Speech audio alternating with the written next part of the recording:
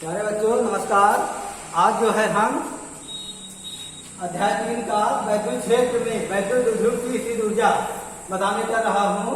तो इस वैद्युत क्षेत्र में वैद्युत ध्रुव की स्थित ऊर्जा ये बताने जा रहा हूँ। जैसे कोई जो है वैद्युत ध्रुव है अनंत से वैद्युत क्षेत्र में लाया जाता है तो उस पर जो है मतलब कि काट करना पड़ता है, और जो है इस पर जो है प्लस आवेश होता है और माइनस आवेश होता है। इनके बीच की दूरी 2L होती है।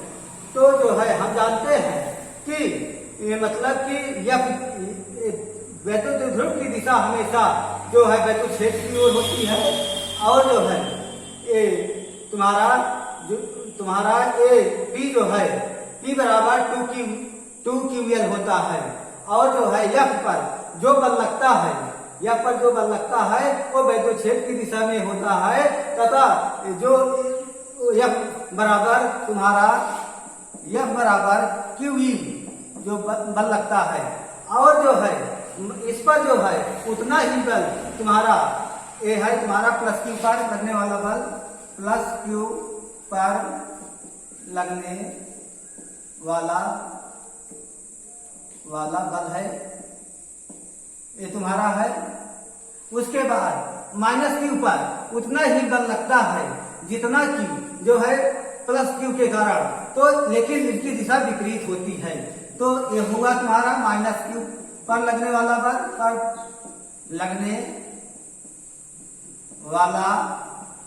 बल तुम्हारा हो जाएगा, उतना ही होगा लेकिन दिशा इसकी विपरीत होगी। ये हुआ। तो अब इसका वैद्युत क्षेत्र की वैद्युत ध्रुव की स्थित ऊर्जा की परिभाषा सुन लो। किसी वैद्युत क्षेत्र में वैद्युत ध्रुव की स्थित ऊर्जा उस कार्य के बराबर होती है जो अनंत से वैद्युत क्षेत्र में लाने में कार्य करना पड़ता है। यह है तुम्हारा। तो अब एक वैद्युत स्थित ऊर्जा का परिभाषा थी। अब है तुम्हारा कि इस पर जो है जो ये बल लगा।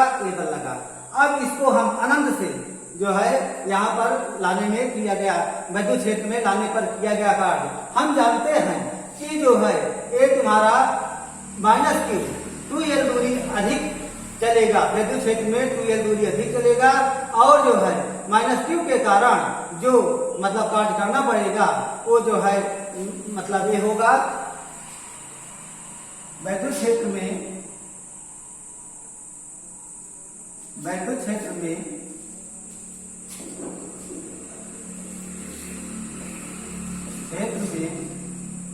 द्विध्रुव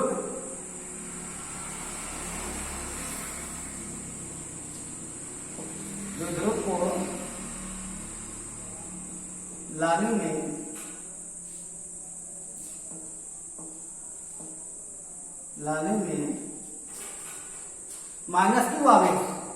माइनस Q आवेश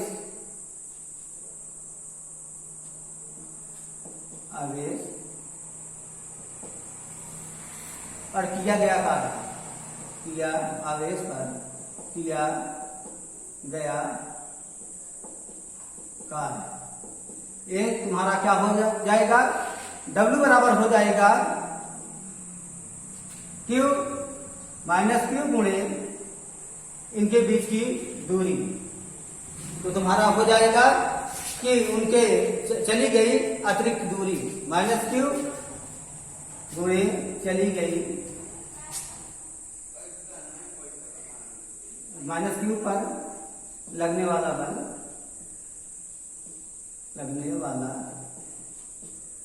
बल गुणे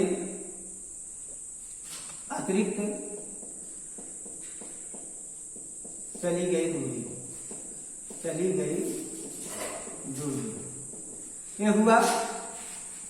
अब तुम्हारा माइनस Q पर कितना बल लग रहा है, QE।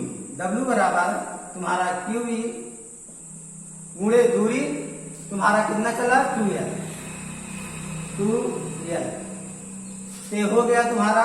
हम जानते हैं P बराबर 2QL होता है, तो 2QL की जगह हम लिख देंगे P लिख देंगे माइनस PE। ये तुम्हारा किया गया मतलब कार्य है, जो कि x मतलब क्षेत्र इसके समांतर, वैद्युत क्षेत्र के समांतर है। अगर हम इसे थीटा कोण पर मतलब घुमा दे तब जो है क्या होगा, ये तुम्हारा यही कार्य जो है तुम्हारी स्थित ऊर्जा है। तो ये तुम्हारा मतलब एक क्षेत्र के समांतर, क्षेत्र के समांतर स्थित ऊर्जा, वैद्युत स्थित ऊर्जा, वैद्युत स्थित ऊर्जा U0, क्योंकि क्षेत्र के समांतर है इसलिए थीटा बराबर 0 होगा, इसलिए U0 लिखा जाता है, U0 बराबर -PE। अब क्या है, जब इसको हम ठीक मतलब ये तुम्हारा होगा इसी ऊर्जा। अब इसको हम वैद्युत ध्रुव को वैद्युत क्षेत्र में थीटा कोण पर झुका देते हैं, थीटा कोण पर ले जाते हैं, तब क्या हो जाता है, किया गया कार्य तुम्हारा हो जाता है, जब वैद्युत क्षेत्र में थीटा द्विध्रुव को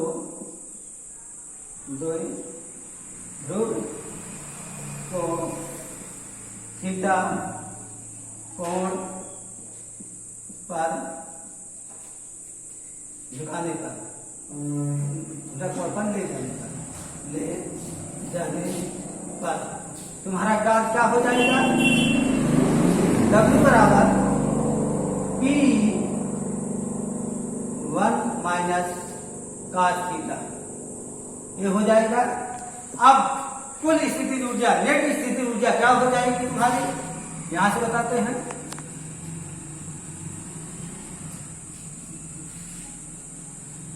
नेट स्थिति ऊर्जा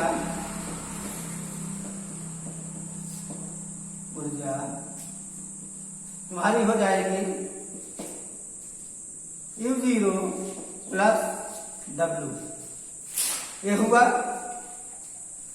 अब क्या यहां पर लिख देते हैं, माइनस P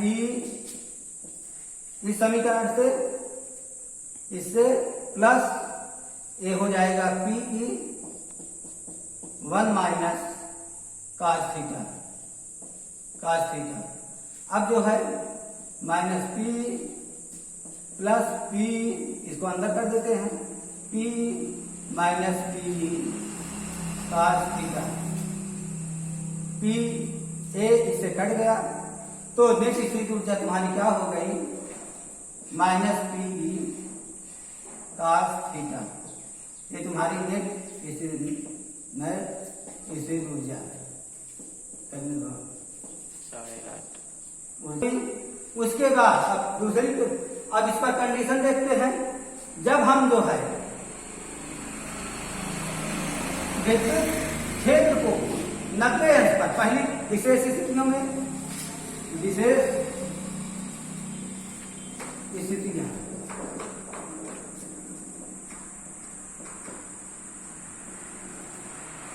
जब हम द्विध्रुव को क्या करते हैं, 90 अंश पर घुमा देते हैं, तब क्या होता है, तो हो जाएगा तुम्हारा, जब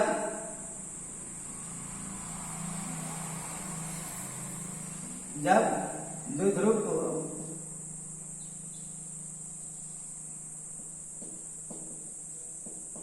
को 90 अंश घुमाते हैं,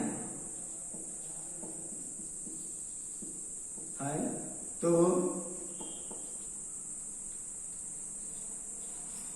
क्या हो, स्थिति ऊर्जा क्या होगा, तो स्थिति ऊर्जा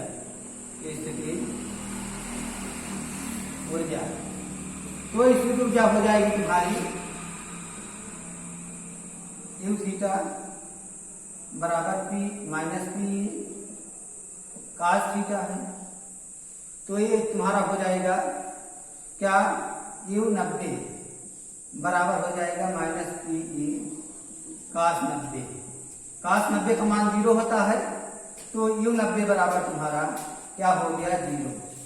जब थीटा बराबर 0 होगा, जब थीटा बराबर 0 होगा, नंबर दूसरी कंडीशन, जब थीटा बराबर 0 तो u0 बराबर, ये थीटा है, u0 बराबर तुम्हारा हो जाएगा माइनस PE cos 0। तो इसका क्या हो जाएगा, cos 0 का मान 1 होता है, तो u0 बराबर माइनस PE। इस समय तुम्हारी ये जो है अस्थायी अवस्था में होगी, तुम्हारा विद्युत स्थिर ऊर्जा इतनी होगी जो संतुलन की अवस्था में होगी। अब जो है तीसरी कंडीशन क्या है, तीसरी कंडीशन है जब द्विध्रुव को